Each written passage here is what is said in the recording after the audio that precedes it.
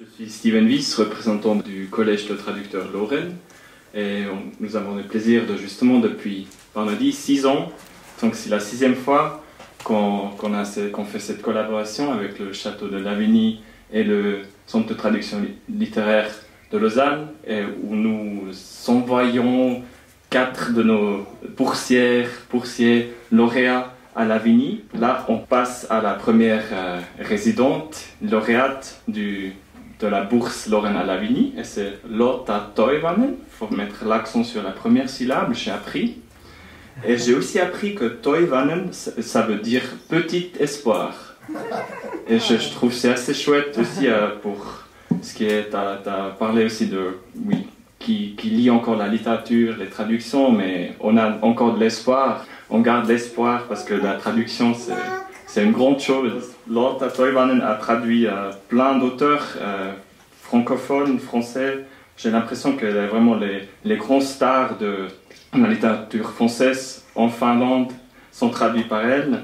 Les Goncourt, Hervé Letellier, Leila Slimani, Éric Vuillard et les nobelistes Patrick Modiano et surtout Annie Ernaux, dont elle va parler aujourd'hui. Elle a écrit aussi dans sa biographie qu'elle est une danseuse et qu'elle apprécie beaucoup le rythme. Et quand j'ai relu sa lettre de motivation, j'ai aussi trouvé qu'elle avait dit qu'elle voulait séjourner dans le château. Ce serait une bonne occasion de travailler sur le rythme du texte. Et j'ai trouvé ça assez particulier de mettre l'accent à ce point sur le rythme. Donc on va voir aussi justement dans une langue que nous, on ne parle pas forcément, de retrouver peut-être le rythme dans le finlandais d'Annie Ernaux. Voilà, Lotta Toivanen. Bonsoir, je suis très contente d'être ici ce soir. Donc mon projet au château, j'ai peaufiné ma traduction de Mémoire de fille d'Annie Ernaux. Mais avant de parler de mon projet et de lire les extraits, j'aimerais justement parler un peu de rythme, qui est toujours très important pour moi quand je travaille. Dans tout mon travail, je suis très sensible aux sonorités, au rythme des textes. C'est bien sûr un privilège de traduire Annie Ernaux, une grande dame de plus de 90 ans, plus de 80, qui a une immense expérience. Elle a écrit une vingtaine de livres, dont moi j'ai traduit 6 pour l'instant. Mais revenons au rythme. Il est présent partout, hein, dans notre respiration, dans les branches qui dansent dans le vent, dans la platane, ou les cliquetis dans la cuisine, ou encore une voiture qui passe dans la rue. Et j'aime bien jouer avec l'idée qu'il y ait peut-être une correspondance entre les rythmes de danse et l'écriture dans un pays donné. Et en Finlande, nous avons cette danse qui s'appelle humppa. C'est un peu comme la valse, mais c'est plus, disons, on se jette comme ça un peu plus, mais c'est à 3-4, mesure de 3, 4, 1, 2, 3, 1, 2, 3, 1, 2, 3. Et parfois en lisant la prose finlandaise, moi j'ai l'impression d'entendre cette humppa derrière le texte, le sujet, verbe, objet, sujet, verbe, objet. Bon, des compléments, des adverbes et tout, mais parfois c'est le rythme qui est derrière. Et je fais beaucoup de danse, notamment du flamenco. Et par comparaison, il y a par exemple une danse qui s'appelle bulerías. Et là, c'est une mesure à 12 quarts. Et je vais clapper peut-être pour montrer ce que ça peut donner. C'est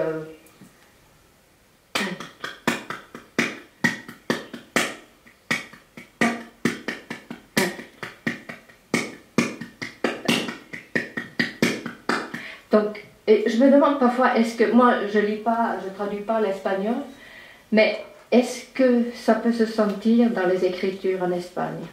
Je me pose la question, Et puis, par exemple, en Suisse, qu'est-ce qu'on danse, comment est-ce qu'on écrit, ou en France, ou au Portugal, au Brésil. Moi, je trouve que c'est une idée assez intéressante, que je garde en tête souvent. Pour moi, le défi majeur, toujours, c'est d'essayer de saisir le souffle de l'auteur, la cadence dans le texte, dans son œuvre, dans l'ensemble, puis dans ses livres particuliers, dans les chapitres, paragraphes, phrases, tout ça. Donc c'est mon approche toujours.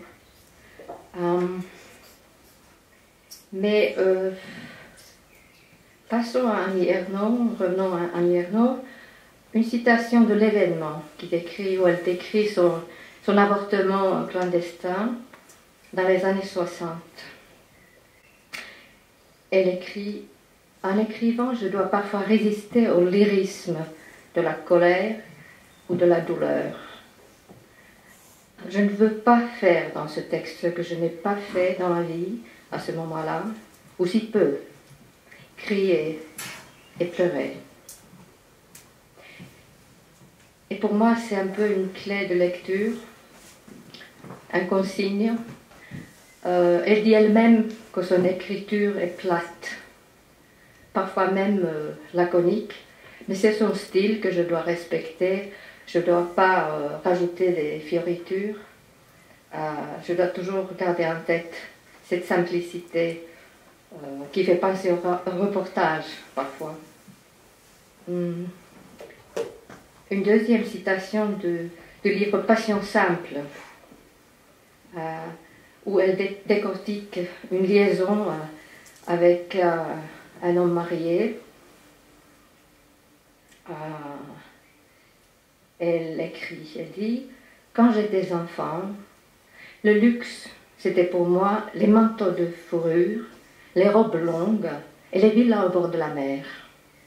Plus tard, j'ai cru que c'était de mener une vie d'intellectuel. Il me semble maintenant que c'est aussi de pouvoir vivre une passion pour un homme ou pour une femme. Fin de citation. Et en tant que traductrice, je pourrais ajouter exercer un métier qu'on aime passionnément.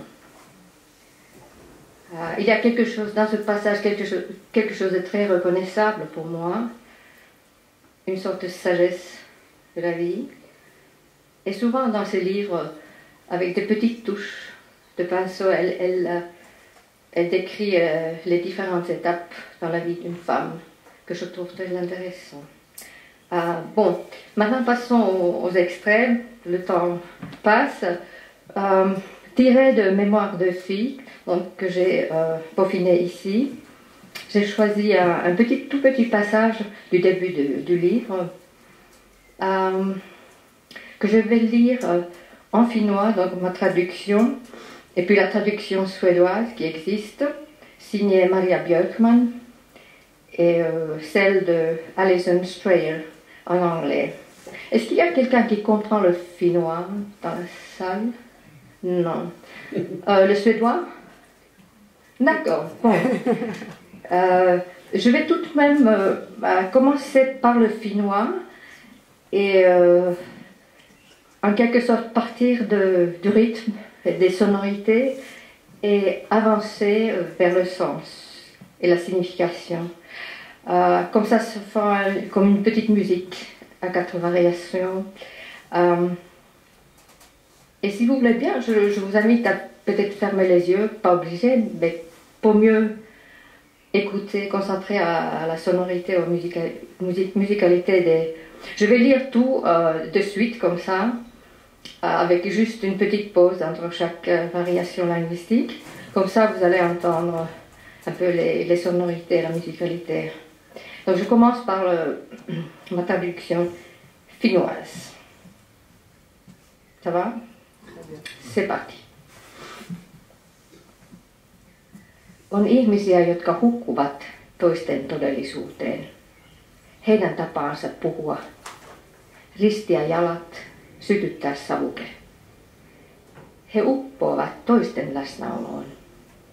jonain päivänä tai pikemminkin yönä jonkun yksittäisen toisen halu ja tahto vie heidät mennessään. Se, mitä he luulivat olevansa, katoaa. He liukenevat ja katselevat, miten heidän kuvajaisensa toimii. Tottelee ja tempautuu asioiden vieraaseen virtaan. He roikkuvat aina toisen tahdon kintereillä. Aina se ehtii ensin. He eivät saa sitä kiinni koskaan. Det finns människor som överväldigas av andras verklighet. Deras sätt att tala, lagga benen i kors, tända en cigarett. Som fastnar i andras närvaro. En dag, eller snarare en natt, dras de med i begäret och viljan hos en andre. De trodde sig vara försvinner spårlöst. De löses upp och ser sin avbild agera, lyda, dras med saker och deras okända förlopp. De ligger alltid efter den andres vilja. De ligger alltid steget före. De hinner aldrig i fatt.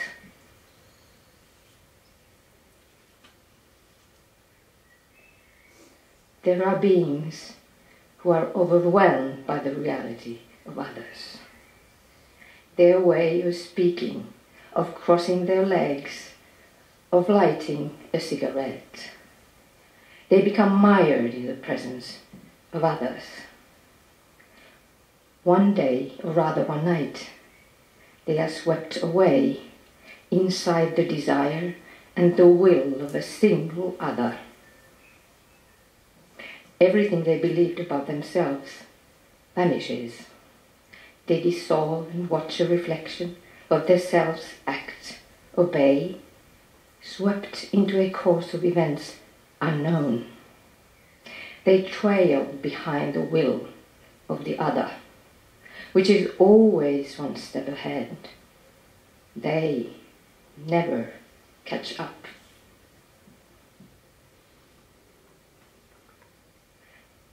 Il y a des êtres qui sont submergés par la réalité des autres. Leur façon de parler, de croiser les jambes, d'allumer une cigarette, englués dans la présence des autres. Un jour, plutôt une nuit, ils sont emportés dans le désir et la volonté d'un seul autre.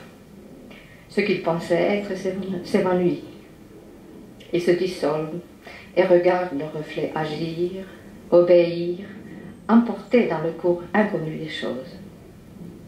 Ils sont toujours en retard sur la volonté de l'autre. Elle a toujours un temps d'avance. Il ne la rattrape jamais. Merci.